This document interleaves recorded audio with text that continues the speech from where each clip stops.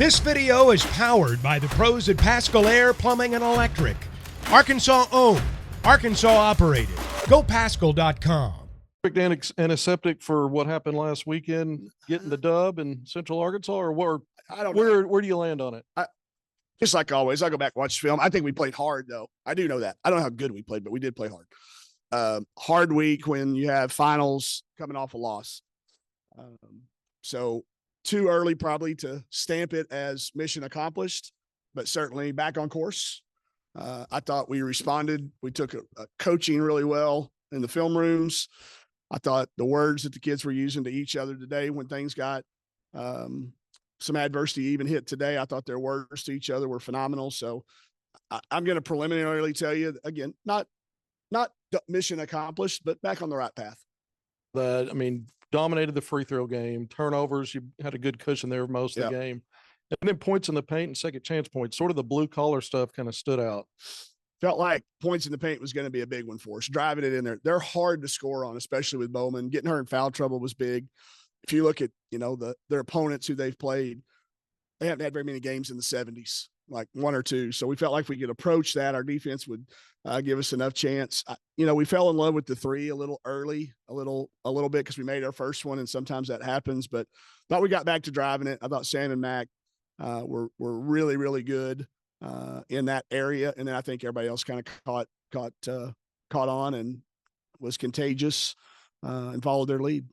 Last part before I turn it to someone else, with Scott having the game that she had and Hoffenberger obviously with the rebounds, but not her double night. You had other players step up and a double-digit win. What does that tell you? Well, that, we can't control how the other team wants to defend us. They were going to run at Talia with a multiple player and make the path difficult for her. I thought she showed amazing maturity as a freshman. This is the first night she's probably not shot it like she wants to. She'll be more mad about missing 4 free throws than anything. But I thought she stepped it up defensively. She kept guarding. She got up there and got that steal that kind of ignited a little mini run that kind of got us enough separation. And then she started taking it to the paint. She is so shifty. A lot of times she was making moves and she'd be by the kid and the kid would still be standing over here and then she'd cross back over and come right back to her. So she took coaching at halftime, and our words from Mac and Sam to her were, "We got you tonight. You've been, having to carry the load at times, and tonight was our night to be able to step there and help you up." Sailor's in a lot of pain to get 13 rebounds in the pain that she's in, and the way they were playing her. I thought she distributed the ball, moved the ball. She got a lot of hockey assists that won't show up on this stat sheet, but Marion playing, I think a season high, maybe career high minutes. I don't know. We'll have to test Kylie's ability. She's running to there to check that right now, but I'm going to say that was her career high for minutes played. And I thought she was, plus 16. You look over there, her, Sam, and Sailor plus 16, plus 17, plus 16 is really, really good. Mac playing through some foul trouble was kind of a catalyst for us and really a steadying. And then I thought we got some help off the bench. Like Christina's minutes were good. Carly's minutes were good. And Jenna had some very timely rebounds and then hit that three there at the end to kind of cap it off. It's a matter of time before she gets her her game legs under her. She's a really good shooter too. So I don't think we shot the three well, but I was proud that we stopped taking as many. In the past, we've kind of kept shooting them. Tonight we didn't. Mike, it just seems like you have a lot of players that kind of they're really hard on themselves. Like Talia's really hard on herself. Sailor can be. Just how do you coach? Like it seemed like Talia was mad at herself for a lot of games. Just how do you, as a coach, handle those sort of situations? Guys, again, I'm not going to be that. Y'all aren't going to see me on some national news. It is really hard to be a student athlete these days. It's really hard. And we lost to UAPB and we heard all kinds. You cannot hide. I spent my whole week protecting those kids. So they are incredibly hard on themselves. And you're spot on, Ethan. It is so hard. There's almost a sense of relief when you win rather than excitement nowadays. And that's happened in the last 2 years. I don't know how much of it's post-COVID. I don't know how much of it is the lunacy of social media when people don't even know the facts but want to have an opinion, and not even just a big opinion, like a deep-rooted, think they have an informed opinion, and send these kids some of the most ridiculous things you've ever seen. they'll come and say, Coach, you see this one? And we had fun with it. I said, well, let me show you some I got. Let's see who got the worst one. We had a little fun with it. So I think as long as we protect each other, they got my back, I got their back. At that point in time, that's all we can ask for. But they are really, really hard on themselves. So anything anybody out there listening can do to help them understand that, it's still a game. It is. And winning is important, and they want to win. But, man, when it gets personal, it's so hard on them. So we protect them, try to coach them the best that we can. But it is not an easy thing. It's not something we have a lot of experience with because it's all new to everybody.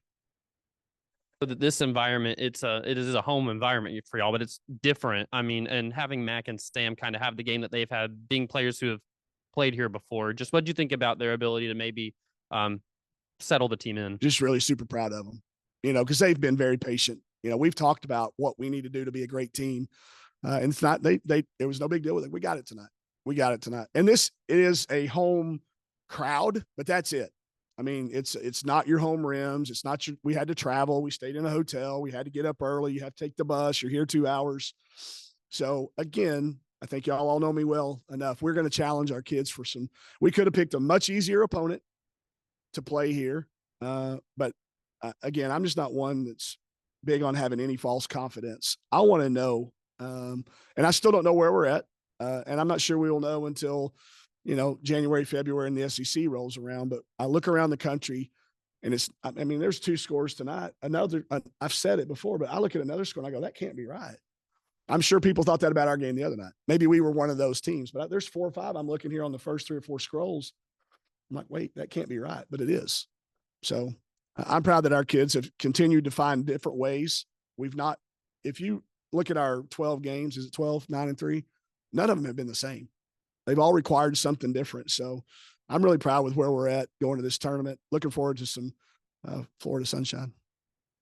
With how tough this week was that you just mentioned, to get off to the start you did, I mean, open layups missed, open threes missed, but then to find the gritty way that they won, does that make it a little bit better?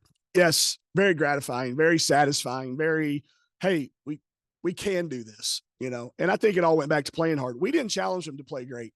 Y'all can go in there. It's probably still up on the board. We're not going to play perfect. We might not play great, but man, we can play hard.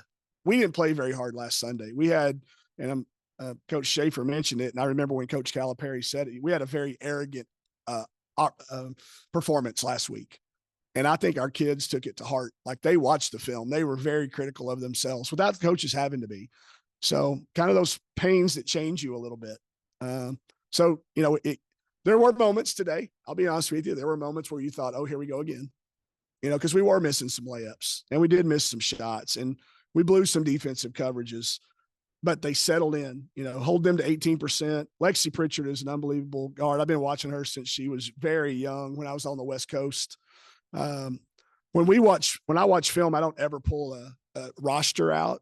I just put the film on, and I kept looking at her and I kept going, she looks so familiar, and I could not place who she was. And I finally had to pull the roster out, and I was like, I had no idea she had gone, because she's from West Lynn. It's Peyton Pritchard's sister that plays in the NBA. And when I was at Washington, she was an up and coming star. So I don't know how I can tell you this.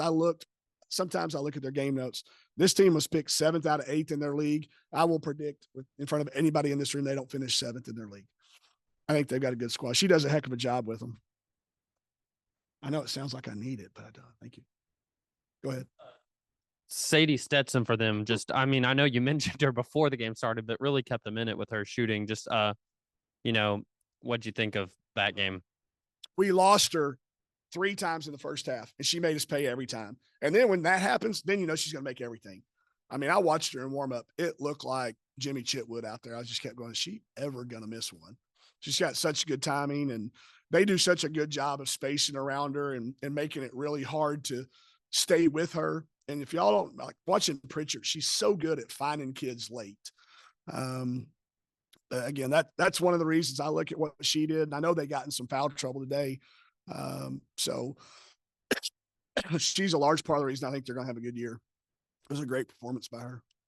Last thing that I have is I'd have to look at the numbers, but y'all are really good, like last possession of a quarter or something. I know Mac hit the 3 going to the half. Just what do you think it is about your team that's so good in those situations? We really watch 3 for 2s and 2 for 1s. It's something when the shot clock came in that we just started kind of paying attention to that thing and making sure we practice it. We do drills in practice. We call them stop, score, stop, score, stop, score. And they're just little 3 possession mini games. So we can refer back to what we've worked on in practice. But I do think it's been uncanny how many times we've gotten a big momentum into a halftime or a big momentum into a quarter or stave off a big drive. So I think it's because we've got a few veterans and we can, I think at times we really can space you out too. So, but I give them the credit for being able to take practice into a game. That's not always easy to do. You mentioned something very interesting about maybe not as much joy after wins, but relief. And you've got this 2 games in 2 days, and then I think 3 before you get into SEC play. At what point is there a point where that can be problematic, or do you think that's something that every team faces? Everybody I've talked to faces it. Every one of my coaching circle friends have said something very similar when we go to talking about it, of the sense of relief that hey, man, I'm so glad we won. So, man, at least that guy that runs the grocery store won't get on social media, or my daughter won't call me. The kids talk about it. I can look at my DMs. It's a real thing. And again, I'm not making excuses. I signed up for this. I got no problem with it. Some of it's justified. Some of it's funny. I get a kick out of some of it, but the kids, it's hard on them, and it's hard on us adults too. It's hard on my family. I've got kids that read social media. It's hard on my mom, who's 82 and wants to fight people. And I'm not sure she's ever fought anybody a day in her life. But if she saw a couple of these people, I think my mom would give them a go, So, I mean, I do think it's where I don't think it's going to change, Kevin. I think we have to become better at handling it, and we got to stick together. We got to be there for each other. And that's why we talk about so many things when we go to them. And we do. We just kind of made it a joke. Like, hey, who can bring the most idiotic thing in that you got, or post or whatever, and just, so far from the truth. And we have contests with it. So trying to make light of it, but then being there when the kids need you the most and being there for each other. There's been many times like Max just come to me and said, Coach, you good? Coach, you good? I said, I'm real good, Mac. Why? She goes, I'm mad. I got you when you need me, So I think it brings us together. I think it's become kind of a badge of honor a little bit, that we can take it, that we don't let it get to us, but it gets no easier. So that's that sense of relief I talk about. Now, that doesn't mean somebody's not going to, crush me for saying what I just said now. That's fine too, but it is reality and we're living in it, and it's okay. It's okay. We have to be there for each other, but I think we can have a little fun with it too. Coach, non-basketball question. Harding just won the Division II national championship. Awesome. As an Arkansas guy, what are your thoughts? I almost went to Harding. So I've always followed them. I think it's awesome. I love following his quotes about, how their offense, how they do it, and how they go about building it. I think it's awesome for the community, for our state. And national championships are national championships. I don't care what it's in. So thanks for spoiling it. I had it recorded at the house, but I guess now I will not have to watch it as closely. BetOnline is your #1 source for all your betting needs. Get the latest odds, lines, and matchup reports for baseball, boxing, golf, and more. BetOnline continues to be the fastest and easiest way to place your wagers, including live betting and your favorite casino and card games available to play right from your phone. Head to the website or use your mobile device to sign up today and get in on the action. Remember to use our promo code BELIEVE, that's BLEAV, for your 50% welcome bonus on your first deposit. Bet online, where the game starts.